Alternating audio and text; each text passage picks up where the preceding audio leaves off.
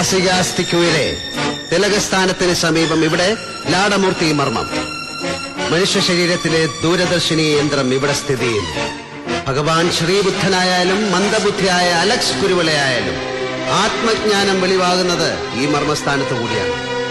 ലാടമെന്നാൽ ലലാടം തന്നെ മുക്കോണം ശിവനും തണ്ടിന്റെ ചരടും പുരുവത്തിലടുക്കും ജലമരത്തിൽ മുടിപ്പും ആകാശമണ്ഡലവുമെന്ന് മർമ്മസംഹിതയിൽ അഗസ്ത്യമുനി പറയുന്നു. ഇവിടെ കാശിനാഥൻ ഈ ചൂണ്ടുവിരലെന്ന് അമർത്തിയാൽ നിന്റെ കണ്ണിലും തലച്ചോറിലും തീനാളങ്ങൾ പറക്കും. പ്രാണൻ ഏതു വഴിയെങ്കിലും പുറത്തു കടക്കാനായി ശരം കണക്കെ ശരീരം മുഴുവൻ കുതറി ഓടും. നിന്ന നിൽപ്പിൽ മനസ്സറിയാതെ ഒന്നും രണ്ടും പൊയ്ക്കും. ആ സമയത്ത് ദാ ഇതുപോലെ വായും പൊളിച്ചു നിന്നാൽ ഉള്ളിലുള്ള കാറ്റ് ഇതുവഴി അങ്ങ് പോവുകയും ചെയ്യും. ഗുരുവിളെ, കാശിനാഥനോട് ഞൊട്ടാൻ വന്നപ്പോഴൊക്കെ നീ അതിന്റെ ഭവിഷ്യത്ത് പറഞ്ഞിട്ടുണ്ട്. എത്ര കൊണ്ടാലും ഇവൻ പഠിക്കില്ലെന്ന് വെച്ചു.